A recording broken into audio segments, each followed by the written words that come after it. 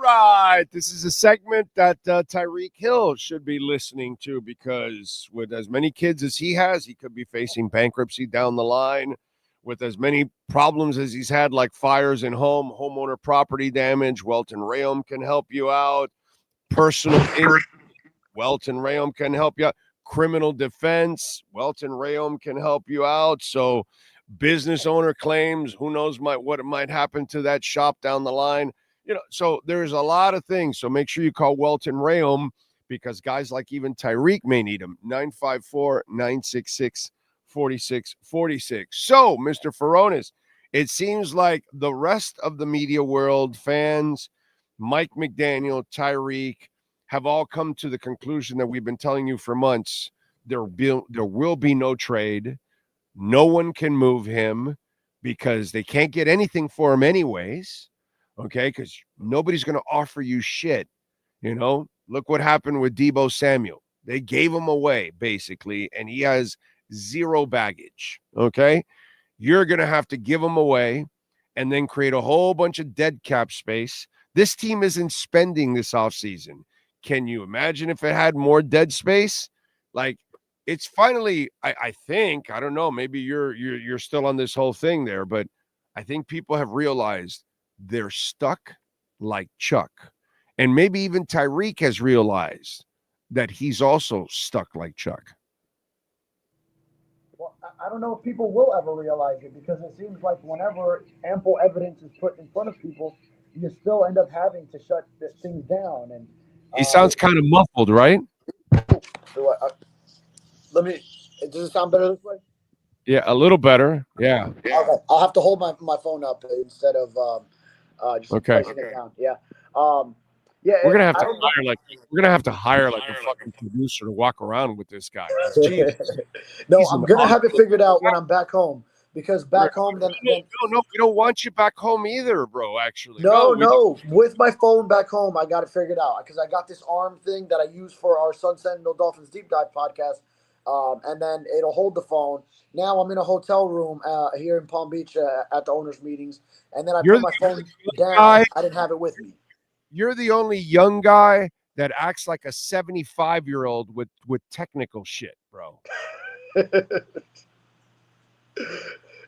Anyway, are they moving on finally? Are folks moving on from this Tyreek crap already? Jeez. I don't think folks themselves will move on because anytime you present them with the ample evidence that the Dolphins can't move him, you still end up having to shut it down again. And then finally, we did hear Mike McDaniel now on the record after. Well, I mean, we've even heard Tyreek Hill in other interviews say he's backed off that sentiment. Hey, even Chris Greer had already said just 2 days after the whole locker room outburst at the Meadowlands that Tyreek never came to him with a trade request. And Drew Rosenhaus had made his comments publicly and everything, but still, it's still on people's minds. And then Tyreek Hill, of course, his timing is impeccable. Right before owners' meetings or the Sunday evening before Mike McDaniel is going to speak for the first time in a month, then he's trolling again with putting up the peace out emojis and all this to all these rumors about him being traded. So these rumors just keep popping up on social media from non-reputable accounts, and then Tyreek Hill entertains it, so then it keeps popping up. But good to hear Mike McDaniel say what you and I have said for a while, and what we've known is that's not happening right now. So just put it away, people. And understand what he just said. A lot of sites that aren't even part of the media, they have no respect in the media, and they're not really connected. And then you also have to add Tyreek, who also has no respect, who also has no credibility. So you can't believe anything he says either. So you got to understand both of those things. You got people reporting or throwing it out there that have no insight whatsoever, which is terrible. And then you've got a guy that isn't very smart and can't figure it out himself. And by the way, there's a part B to all of this, because I'm sure you get it like I do. Oh, let's trade Tua. No, asshole. You can't trade Tua. You're stuck with him through next season. Okay, just so you'll know, even if they wanted to get rid of him, it won't be till after next season is when that window will actually open if they want to if he doesn't play well, if he breaks down, yada, yada, yada, yada. But I'm sure you're getting it too. Oh, no, we should trade Tyreek and Tua. No, dude, they can't trade either. They're effing stuck with these guys. They made the financial commitment, and now the financial hit would be catastrophic. So they can't do shit with one guy for 1 year and the other guy for 2 years. I mean, how many times do we have to explain this too? Right. The financial commitment is there on both of them. Like you said, Tyreek Hill next year, Tua Tagovailoa at least the next 2 years, or I mean, yeah, pretty much the next 2 years. You're committed. You can maybe do something afterwards. You can maybe do something afterwards with Tua, but um, just as far as Tua goes, yeah, the worst case scenario for him, because all right, let's say he does have a great season, yeah, then everyone's going to be back. That means the Dolphins had maybe a playoff run, and Chris Greer's back, Mike McDaniel's back. Tua, you already are committed to him, but in the event where all right, if Tua has a bad season, that probably means Mike McDaniel and Chris Greer are gone, and it's a franchise reset, and then you still have Tua on the books for the following season, but then it'll be on a new, probably GM and coach combination to then decide. It'll be a Russell Wilson, Sean Payton Yes, thing. That it's a yes, bridge thing for a year that they've got to tolerate and then exactly. move on. Right. You have to just keep Tua on the books, but then you're probably making your move for if you find a quarterback in that following draft for that new regime, then they would bring him in, but Tua is still there for a year, and then you're in this transitional phase. But that's all it would be. That would be in the worst case scenario of Tua has a bad season next year, and then that's where the franchise has to then move on entirely and have hit the reset button. But Tua would still be on the roster then for 2026 in that transition. But also, it wouldn't make sense beyond the financial commitment. It's for Greer and McDaniel in a must-win season. You're going to ride with the guy that you've been developing and grooming for all these years. You have to. You're not just going to turn the page and put everything in on I don't know, a rookie in the draft after you trade, or Zach Wilson, who you've already acquired, as you trade for draft picks, because that would make no sense for a combination that is on the hot seat and has to win this season. I'm with you there. By the way, I got a challenge for you / homework. Okay.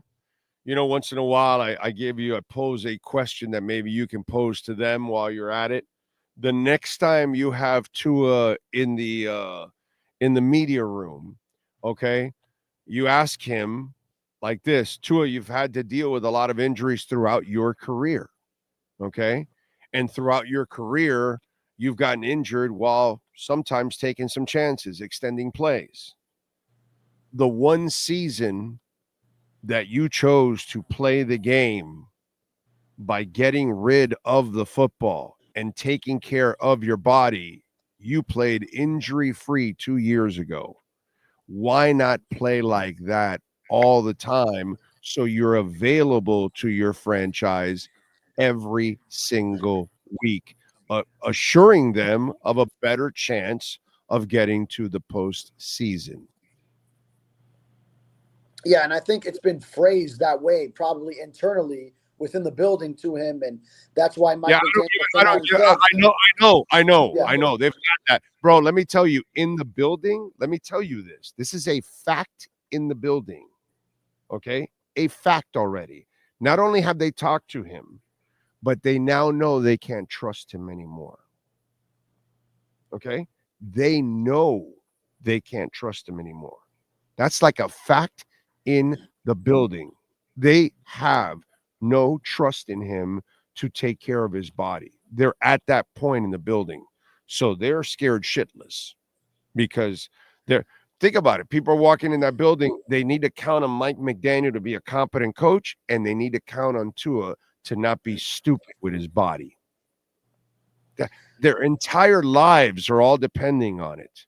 Scouts, assistant coaches, head coach, front office, everybody, dude, because people will be losing their jobs all over the place at the end of the season if those two guys fail at doing what they're supposed to do. So I know they've asked it behind the scenes. I know they've had the discussion with him, and I know they're already at the point where they don't trust him anymore.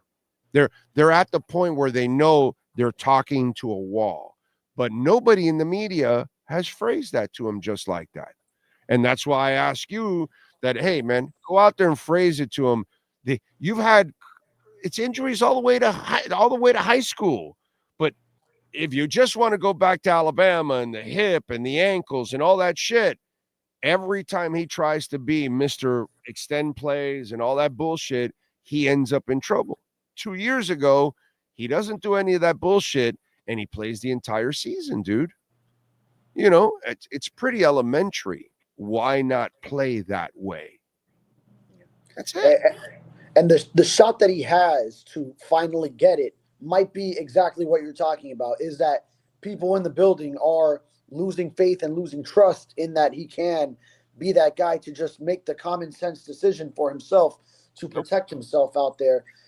Now, at least Mike McDaniel, yesterday speaking on the record, did voice that he does believe Tua can turn that corner because of what he's feeling in that building and how he missed that time, and that really affects someone who the game means so much to him, which is, really the one hope that you have is the combination of what you're saying, the pressure he's probably feeling in that building, he's got to be feeling in that building, and then also he himself missing that time, because for someone who loves to play football and really wants to do the best for the team, and it's not showing based on his actions when he puts himself at risk. And he By the has way, said not as only much that, too, but not that's the only one that, chance. That's the one not only chance.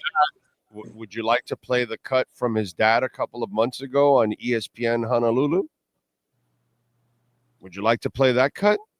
Because he talked about his conversation with his son, and his son said he's going to die on the field.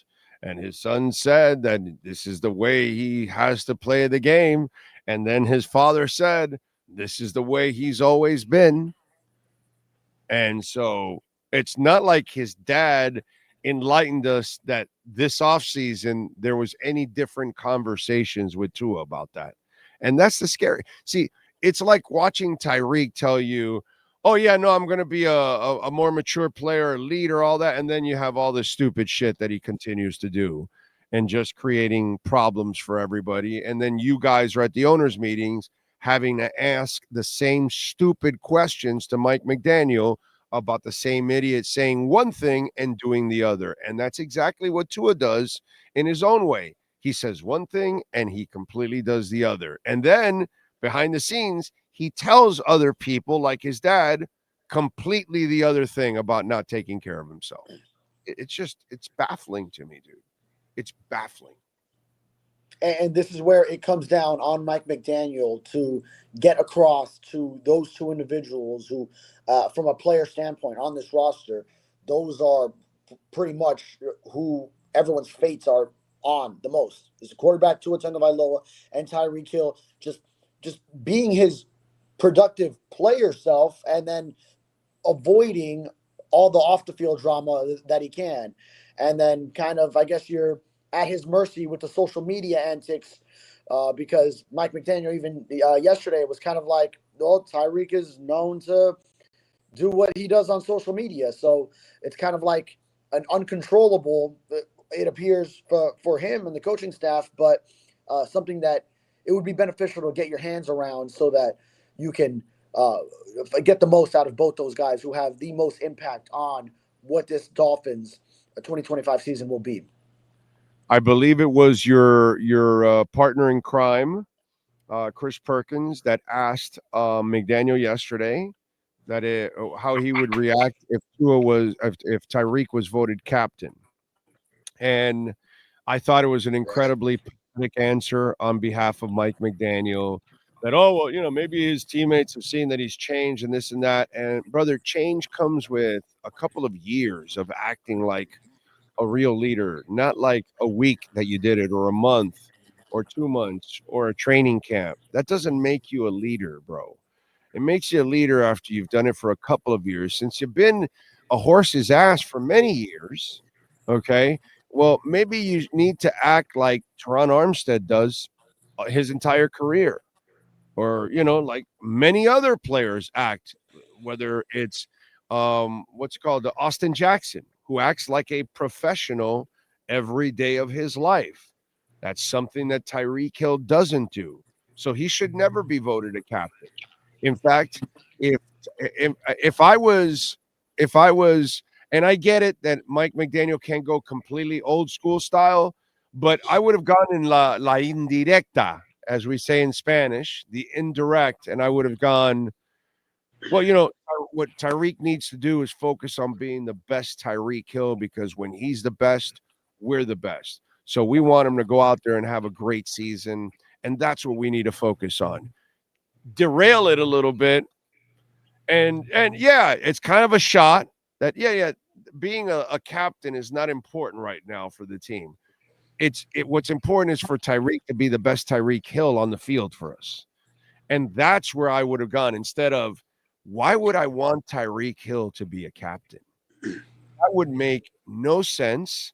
And that would be a terrible look for this team if they make captain. Your thoughts on that?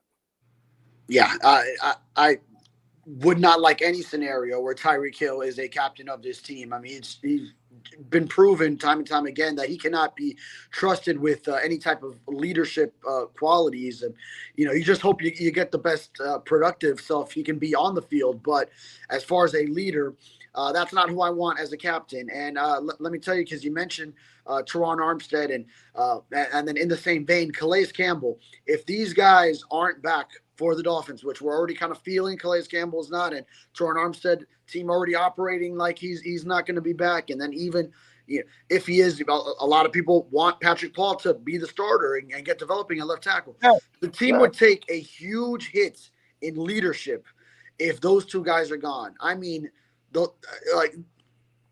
are two of the guys keeping the locker room as together as can be, in a locker room where you already have Tyreek Hill going off as the season comes to an end in a disappointing fashion. And it would take a huge hit for tardiness. Have a weak coach.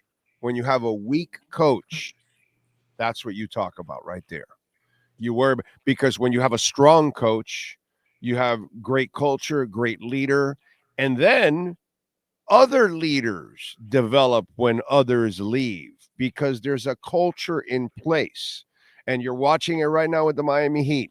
After all the bullshit and everything has finally been washed out, now Eric Spoelstra gets to settle his guys, and he doesn't have like this proven star veteran on the team, apparently, because Bam is not really considered that yet, and neither is Tyler. So he's got to go. And meanwhile, everybody else is kind of stepping up, from Pallet Larson to whatever in this stretch. So to me, it's all about the coaching. That's why you have no spine, because you have that guy as your coach. He keeps playing Julian Hill every week. Every time he screws up, he rewards him by playing next week. There's no discipline, and there is actually what's that called? No what's the word I'm looking for? No punishment for your actions. You know what I'm saying? So that's not good. Yeah. Mike McDaniel has talked about finding guys and that he's had to continue to find some repeat offenders for the tardiness issues and probably other things going on behind closed doors. But it will be on him to find something else. He's got to turn the corner. I think he realizes that, and he's got to turn the corner in that standpoint. And at the same time, these are professional athletes too. They should be self-motivated. They shouldn't have to have a head coach, as they are grown men and adults getting paid to play a game to fulfill their basic job requirements. They should be self-motivated to do that and do it on their own as adults. But at the end of the day, that's why you have a head coach, among a lot of other things, of course. But that's one of the reasons why you have a head coach, to ring it all together, because there will be instances when you have so many personalities in a sports setting that you need that head man to be a strong figure and unite the locker room when things are going that way. Right now, out of the receivers, I wouldn't make any of them captains. I would make Jonnu Smith the tight end. That would be my captain. out of the receivers slash tight ends, I would name Jonnu Smith would be the only guy that I would put as a captain because as much as I like Waddle, he's not captain material because he's kind of a really shy guy. Plus, his drops bother me. So I can't put you there. You need to perform consistently, and you need to be also a vocal leader. So Waddle for me fails in both those areas. Jonnu Smith fills every goddamn box. So I would go with Jonnu Smith. That would be the only guy right now out of the receivers and tight ends that I would actually consider as a captain. Yeah, and it's not like you need a captain out of every unit No, per se. no. So on offense, go ahead, go with Tua as your quarterback. He's got to be a captain and also continue to take strides. I feel like we've seen Tua take strides in his leadership every year. You see a little bit more him coming out of his shell originally and then maybe taking on some of the personalities. He's got to get on Tyreek Hill too. It's Mike McDaniel, it's him, and Tyreek himself. But By the way, after you ask Tua that question, okay, you need to follow up with this. Isn't leadership doing whatever you have to do to be available for your team every single week? Because, when you give him that other question, he's going to dip and dive and do all kinds of stuff. And then you hit him with that follow up. And that's where, you may be disliked for a while, but you're going to put him in a position and it's all decent, it's all solid, and it's all legit questions. Okay, because you see Teron Armstead try to do whatever he can to play with 2, 3, 4, and 5 injuries on his body. Yeah. Right? Even when he's injured, he's trying to do whatever he can to be available. Dwayne Wade used to have to go through a 3-hour process before every game with his knee.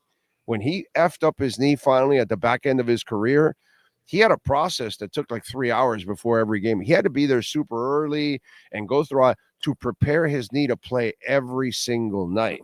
That is dedication to being available for your team. And that's a process that we're talking about Wade and we're talking about Teron sacrificing their bodies that are already broken down to be there for their team. Well, a guy that is completely healthy and chooses to put his body at risk when he can't take it, that doesn't seem like leadership to me either. So leadership goes both ways. It's not just the rah bullshit and all that, but it's also setting an example that I'm doing what's best for my team. And what's best for my team is not chasing some guy that intercepted me or taking on a tackler. What's best for me is getting rid of the football so I'm available next week because I'm the best quarterback on this team. So I should be there for my team. So that's why I think it's important to mention to him, isn't leadership doing whatever it takes to be available for your team every single week? That's a great point. And I think that would resonate with him too. Just hearing that, which, just from that perspective too, because I know he wants to fix this. I would hope so, but just to hear it from the standpoint of that, it's also leadership. Marino was fucking RoboCop. Fucking RoboCop. Okay? He would walk off, and when he was getting undressed, bro, he had this plastic ass, big ass boot that held his leg in place because of his effed up Achilles tendon. He had rib cage shit. He had all kinds of pads all over the place at the back end of his career. And I know because I covered him and I would watch him after the game. And I knew that his body was all beaten the hell up. And he did whatever it took to be available for his team. And I have watched this in every sport that I have covered in my life. People do what they have to do to be available for their teammates. He fails in that every single time, except 2023. Yeah. And it's an easier task for him. He's not Marino in his late 30s where he's got to hold his body together. He's in his mid-20s. All he's got to do is just play smart and protect himself. Your task to it is easier than Marino had at the end of his career to keep yourself available. You don't have to do all those other things, all that extra. You're not limping your way through the post game. You could just play smart out there. Brady and Peyton Manning, get rid of the goddamn football. They weren't running. They weren't tackling anybody. They're statues. He actually moves better than those two guys. Just get rid of the football, dude. Make a decision. When you've got a radar and intelligence like he does, like Marino does, like Peyton Manning does, like Drew Brees does, like Bob Greasy does, when you come to the line, you already know where you're going. You see the coverages. You know exactly where you're going. Dude, get rid of it. That's it. Don't hold on and say, no, wait a minute. I can wait for the back end on this. No, you cannot. Okay? So get rid of it. And that's what Marino would do. I would have fans, friends of mine, okay? Not back then I wasn't on radio. Like I'm talking about early Marino days, mid-Marino days. I covered him on the back end. But I would see friends of mine that would get pissed when Marino would throw it away. And I would look at him like, yo, dude, do you understand that he needs to do this? Why is he going to take a hit? There's no reason to take a hit. He waits for the next play. And there are fans that didn't even understand that. Now fans are a lot smarter than they were back then. And so now they kind of understand it, but he doesn't understand it. And he's the goddamn player, bro. And that's the part I don't. I can't live with that, bro. I just can't comprehend what he does. I can't. Of course, I hear you, Big O. And the one thing is, he has done it once. He did do it that 2023 season.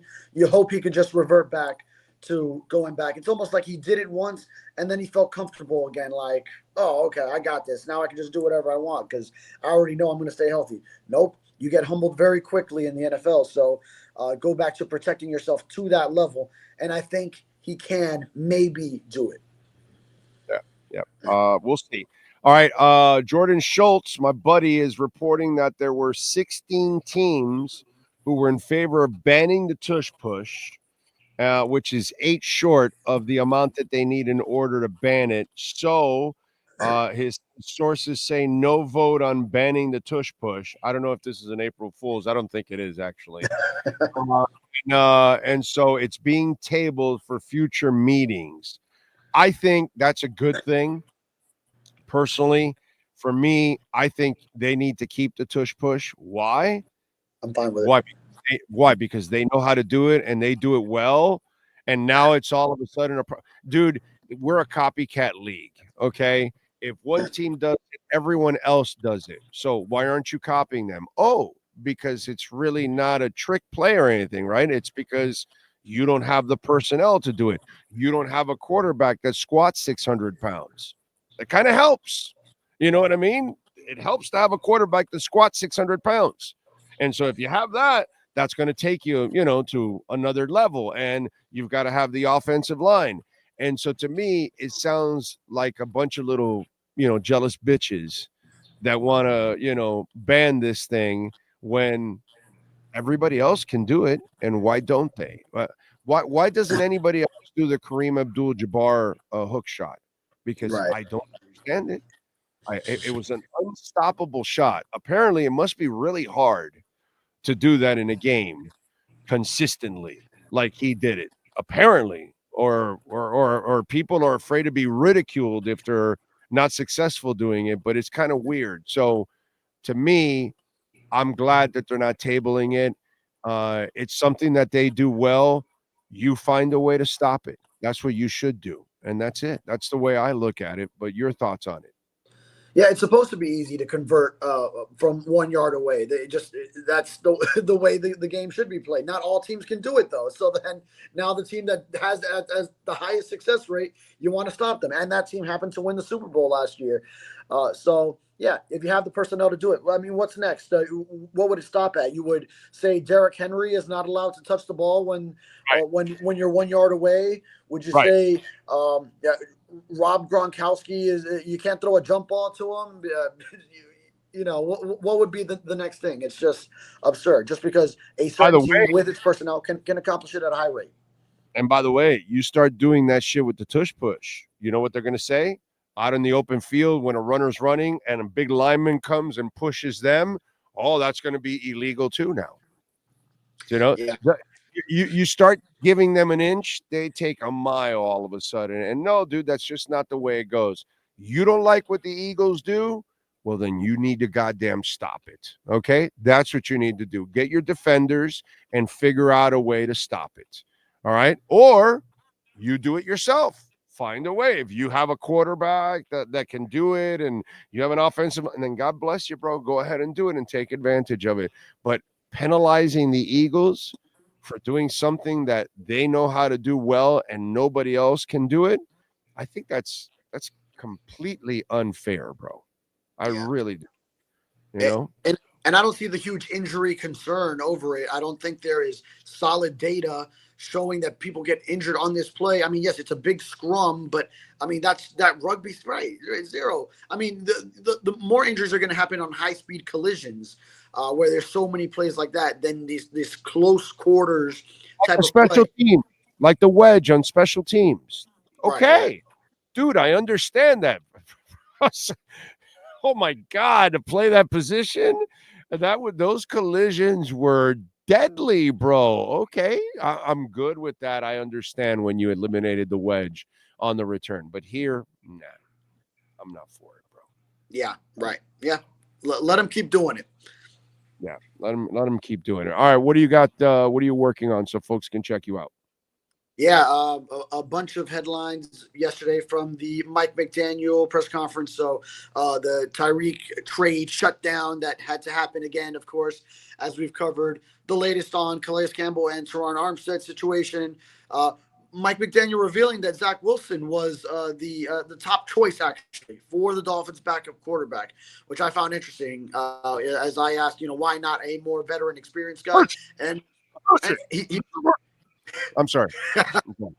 yeah, that's what he said on the record. And then obviously the Tua protecting himself things, and spoke to a few of the NFC coaches for some of the Dolphins free agents and some insight. So Dan Campbell, who had a Fatu Melifonwu before, Todd Bowles, who had KJ Britt, the new linebacker, and also Mike McDonald with Seattle, who had Artie Burns last year over there. So just some of the guys. I wish I could have gotten to a lot of the AFC coaches, like hear from Mike Tomlin on James Daniels, or hear from Sean Payton, who had Zach Wilson last year in Denver. But on the AFC day, I had to be locked into Mike McDaniel's table. But still, a lot of good stuff at sunsentinel.com.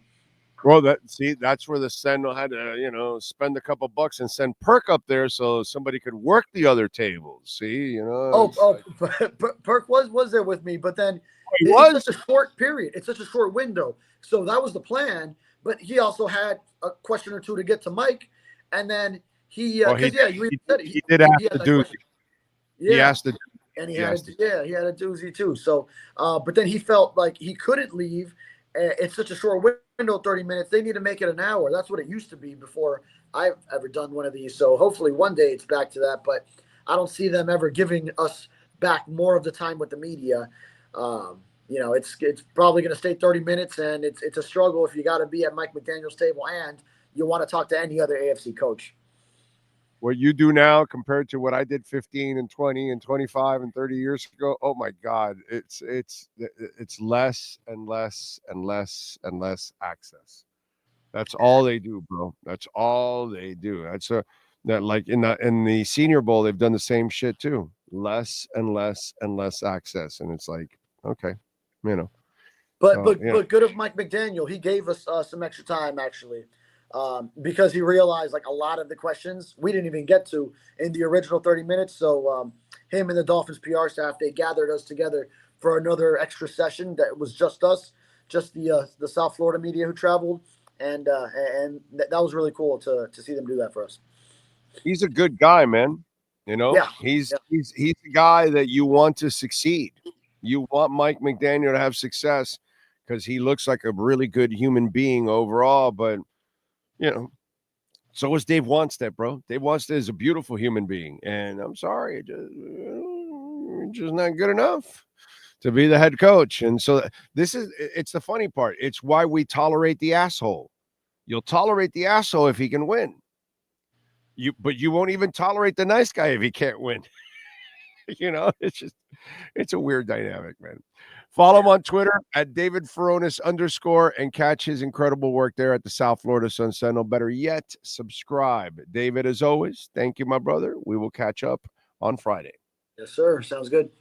You got it. Bankruptcy, homeowner property damage, condo damage, criminal defense, business owner claims, commercial litigation, personal injury. You call my friends at Welt Rheaume, Jeff Welt and Daniel Rheaume. The consultation's completely free.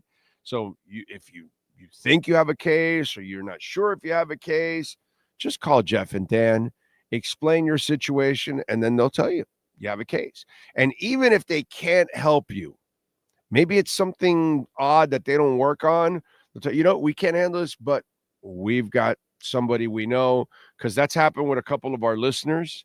They like, some of the listeners got back to me and said, oh man, your guys are so cool. They led me to another lawyer because they didn't handle my specific type of case, but they led me to somebody that is taking care of me and all that.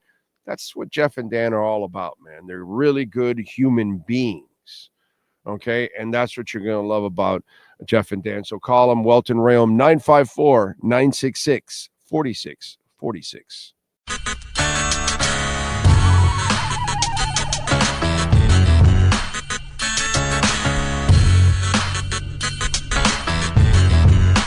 This is the Big O Show. This is the Big O Show.